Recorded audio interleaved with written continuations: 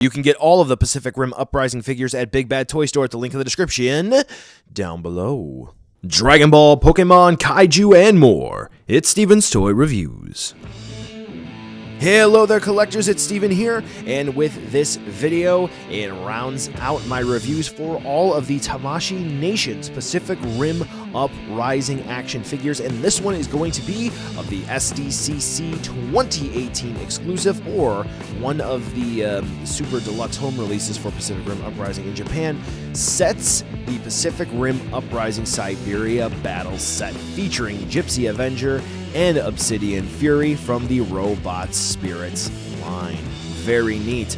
Though SDCC exclusives, Big Bad Toy Store does actually happen to have a couple of these in stock.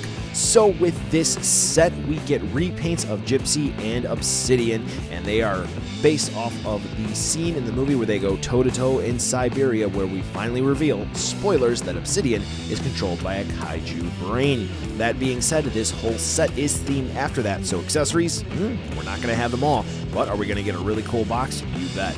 Enough of the chit-chat, let's take a look to see whether or not this set is worth adding into your collection.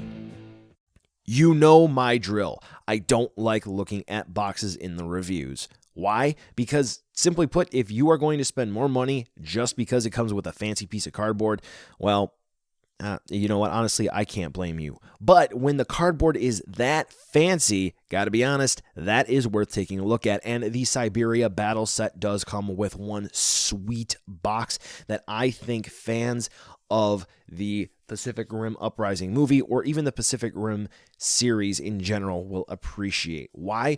Not only is it just a standard cardboard box with a flap on it, it is a hollow foil, cardboard box with some nice orange goldish lettering on the front.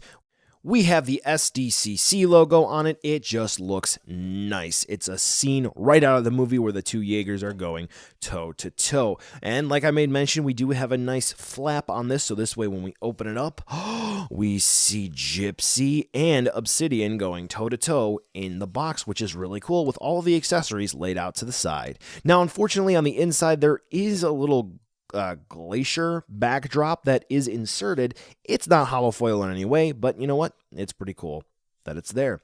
Now, on the inner flap, we do actually have a shot of the blueprint version anyway of Gipsy and Obsidian, which just gives us a small blurb about each Jaeger.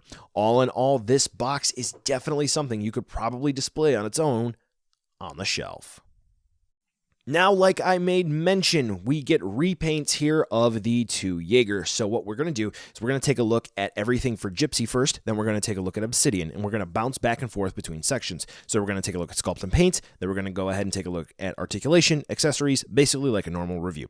But we are going to first cover one Jaeger than the other. So first, Gipsy Avenger here, and Gipsy does have a much more accurate paint scheme here. Sculpt-wise, it's gonna be identical to the original release, and you know what, to be honest with you, in that regard, the original release was basically perfect. It was very, very close to the on-screen model. As a matter of fact, I do believe they used the CGI model for the figure. I could be wrong there, and you know what, it's okay if I am. You don't have to be perfect with everything, kids.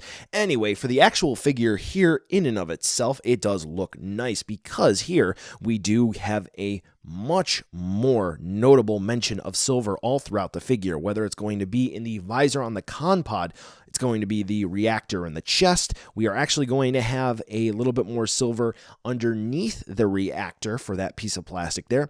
Gipsy is going to have a little bit more silver on the con pod in and of itself. The decals are going to be scaled a bit differently, so this way they look more correctly on the thighs. We are also going to have other smaller details like more red lines throughout the figure. Very cool. Now, what is also very neat is that we are going to also have instances of silver airbrushing. So this way it does look like the Jaeger has been battling around in snow. But you know what? Gotta be honest, it also lends to the overall idea that this is a metallic piece of thing. It's a robot. Yeah. So silver, never a bad thing at all. Now, what's really cool about this release is that standard out of the box, we do get a nice frosty blue chainsword. And I gotta be honest with you here, folks, this is probably one of my favorite versions of the chainsword across all releases of all Gipsy, Danger, and Avenger figures that we have gotten. It just looks so nice, and the shading and the paint gradient on it is stunning. All in all, this version of Gipsy Avenger is awesome, and it looks much nicer, as you will see, than the original release. Now we're going to go ahead and take a look at Obsidian Fury, and to be honest with you here, they didn't do all that much in terms of changing up Obsidian Fury's looks, paint-wise, except for one kind of small noticeable thing. They actually added in orange panel lining in random spots on the figure. Not everywhere where it was needed compared to what it actually looked like in the movie, but in a few spots, so this way they went, hey, remember that it has that? Yes, it does. Also, it seems like they went with more of a burnt charcoal look for Obsidian Fury here, opposed to the glossy black look the original release had. And to be honest with you, it still looks great. Right out of the box, though, with this one, we do get the two flaming orange chainsaws that Obsidian is known to use in the movies. And you know what? Gipsy also gets these as well. Oh, spoiler. Now, I'm not really happy with these because, well, you see, with the original release, they were made of translucent plastic, but they didn't have any black in the center, kind of like you can see here. So it just didn't look all that accurate. Here, though, it just kind of looks sloppy because, well, the orange paint is kind of clumpy in some spots, and because of the sculpt of the chainsaw, it kind of looks like there are little black divots here and there, which that's not really there. It's just how the shadow falls on it. And yeah, I don't know. It don't look that great. There's no reason that they couldn't have made that out of translucent plastic and then just painted a little section black. It would have just saved so much effort and... yeah. Anyway, overall, this Obsidian Fury looks great, and it is much more screen accurate, not only specifically to the Siberia battle scene, but to the overall look of Obsidian Fury in general, with a few of those orange panel lining spots and the nice burnt charcoal look alongside some very minimal silver airbrushing. Alright, so Articulation, how does Gipsy Avenger move? Honestly, rather well, but it's a couple of limitations here and there. But, you know, considering originally this was like a $20 action figure, not going to be that upset with it. What do we have? Well, the head attaches into the neck on a ball joint, so this way we can move it around. We can get it to look up about that far, down about that far, and then the neck plugs into the body on a ball joint as well. So this way we get a little bit of extra movement here and there. We can rock from side to side, extend out about that far. That's pretty neat. Now, for the overall design of Gipsy Avenger, here's where some hindrance comes into play. Oh, my finger, yes, I sprained it. It's still hurting a little bit, so please forgive me for some awkward movement. Anyway, so we do have these shoulder pads here, which unfortunately run into these wings back here. Yeah, but they are on ball joints, so they do allow you to move them around a little bit, so this way you can circumvent some articulation issues, not everything. But the way that that works is these can actually kind of pop off. These actually specifically haven't yet. On my original release, they have. And you can spin the arms around thanks to a ball joint system that actually has one cut in them. Let me see if I can actually get this on camera here for you folks. There you go. So you have a cut there. What this allows you to do, if you are careful enough, you can actually maneuver that cut to be placed in a few different ways. That ball joint is also seated with another ball joint over here in the shoulder, so this way you have two ball jointed points of movement with that cut. So if you are clever enough, you can actually give it a pseudo butterfly hinge. You can also spin it, so this way you can get a little bit more movement up with a hinge in that direction, or down.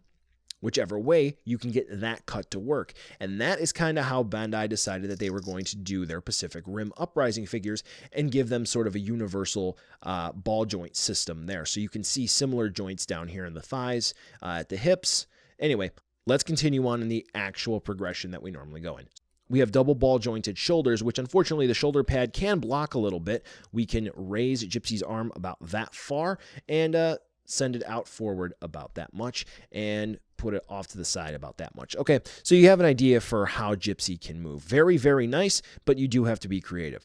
We have double hinged elbows alongside a bicep swivel, so that's great. We have a nice range of movement there. And then we do have ball jointed wrists, which is always, always, always very, very good. Now, for the ab crunch, we do have nice backward movement, but unfortunately, forward movement isn't really going to exist. We can twist and turn from side to side. We do have a little bit of rocking as well, which is always good to see here. Now, the way that the hip joints work is that there is a ball joint here in the pelvis area, so this way we can kind of move Gipsy's whole unit here forward and backward. We can even push one leg in and out like that. So you can see how that works. So it's a pretty interesting system they have working there. But we do have ball jointed hips, so this way we can move Gipsy's legs around pretty much in any direction. Unfortunately, on the Siberia Battle Set, it's kind of loose, not overly too much, but just enough to be just annoying. So we do have ball jointed hips. It's actually technically a double ball joint. And then that whole system plugs down into a ball joint in the thigh, like I made mention earlier. So this way we can do cool things like get a little bit of an extended range of movement out to the side like that.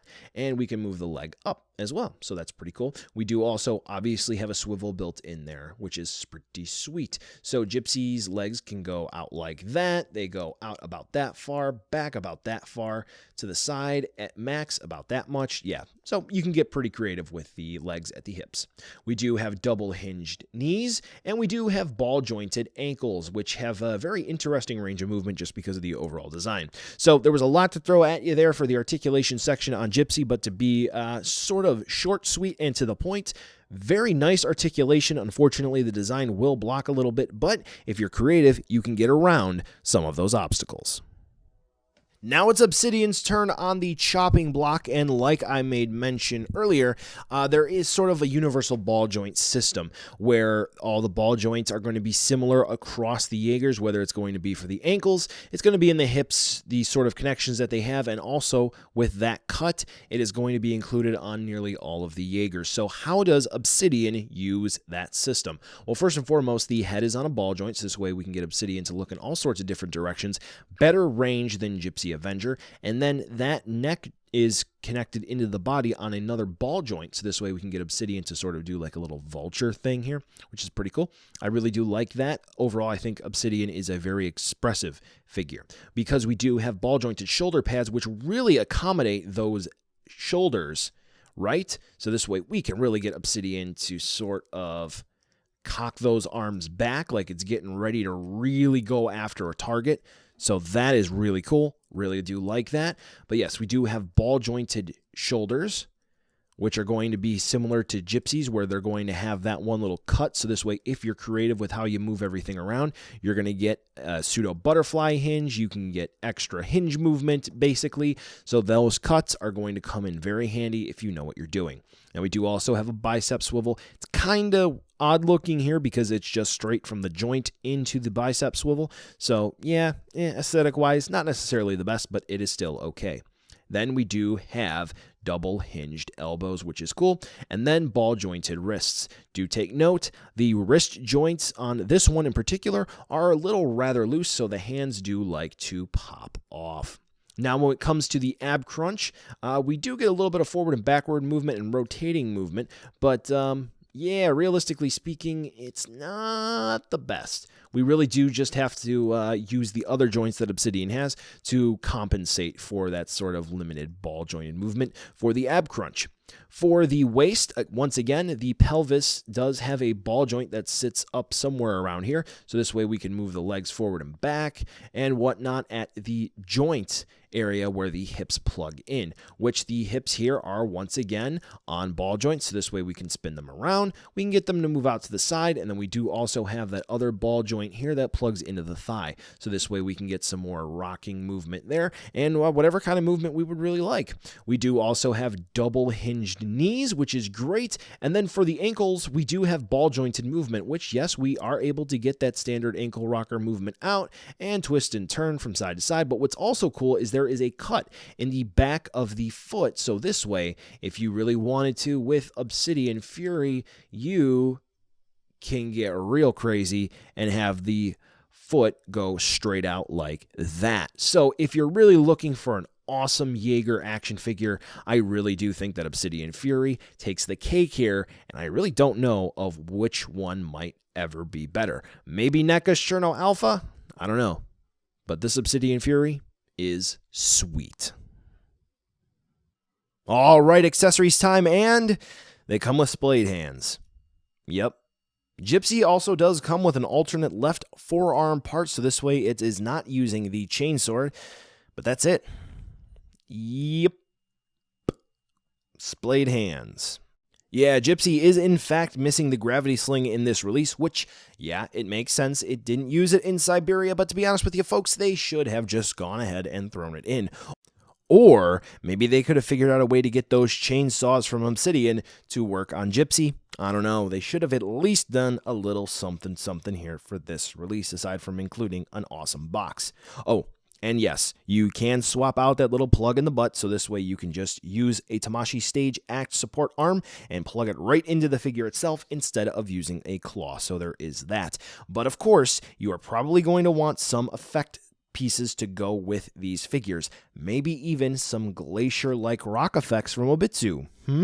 Yeah, I do have a video for you in case you are maybe looking to get some extra effect parts or maybe even to use some stands with your action figure. So you're definitely going to want to check that out. Now, that being said, these are repaints of the first releases that came out in their own little, I guess, waves of releases from Tamashii Nations. So if you have those releases, you can swap accessories, and Gipsy can use the gravity sling from the standalone Gipsy release. And if you do want those translucent orange chainsaws for Obsidian, you can use them from the standalone release as well. And speaking of the original releases, here is a side-by-side comparison with the Siberia Battle Set Jaegers and their original release counterparts. So as you can see on Gipsy Avenger here, where the key differences are is that it looks like the decals are improved a bit, specifically on the thighs. They're going to be shrunken down on the Siberia Battle Set. We're going to have the visor on the con pod, which is going to be made of a more so reflective plastic than a somewhat translucent one on the original release. We are going to have a brighter looking reactor on the chest and the use of silver plastic on the mouth area of where it would be on the con pod and around the plate that runs underneath the reactor on the Siberia Battle Set is going to be silver as well, alongside a whole bunch of other random red panel lines on the Siberia Battle Set. The Siberia Battle Set also does look a bit more on the, I guess you might say, dull side because, well, it's been rolling around in the snow for a little bit. Then we do have a look at Obsidian Fury in the Siberia Battle Set, which, once again, it does kind of look like more so burnt charcoal and somewhat metallic-like compared to its original release. Also, the orange that is used for the con pod is a darker orange compared to the brighter orange used on the original release. Very cool, and to be honest, I really do prefer the Siberia Battle Set. Now we're going to go ahead and end this review with a size comparison, so this way you can see exactly how big these Jaegers are if you're going to go ahead and put them on your shelf if you don't know how big they are to begin with. Hopefully, this comparison with the average size Gipsy Avenger and the rather tall Obsidian Fury will help you figure out how much space you're going to need. So, say it with me. Buy it now, skip, or wait for a deal. Coming in at a price tag of about $90, I do have to say it is a bit steep of a price. However, these repaints here are absolutely worth it and look very, very, very much so better than the original releases that they are based on. We also get a nice snazzy box, and you know what? It's a limited edition item, so not many folks are going to have this in the years and months following this review. So if you are a fan of Pacific Rim Uprising, I do have to say this is going to be released you are not going to regret. All two of you. Or if you are a fan of just awesome action figures, Gipsy Avenger is pretty dang sweet and Obsidian Fury is stellar. This is definitely going to be for Pacific Rim diehard fans, but at the end of the day, yeah, convention prices for a rather rock solid release. Well, collectors, that brings us to the end of the video today, and I just wanted to take a second to thank you so much for watching. Now you've heard a lot from me, I'd like to hear a little bit from you. Drop in the comments down below whether or not you liked it, you hated it, or maybe you were somewhere in between. I also want to take an extra second here for a nice, humongous thank you to all the patrons for SDR over the last month who have really helped the channel grow into what it can be today. So to all of you, 2 big thumbs up. Thank you very much. And now the end card should be popping up, which will give you a few clickable links, like maybe to subscribe or head on over to my Patreon, or some short URLs like to my social media, or to my Teespring store. There's also a video I hand-selected for you, so if you want to watch another STR video, I hand-selected some good content for you to watch, so definitely check out that video. Thank you again so much for watching, and I'll catch ya in the next video.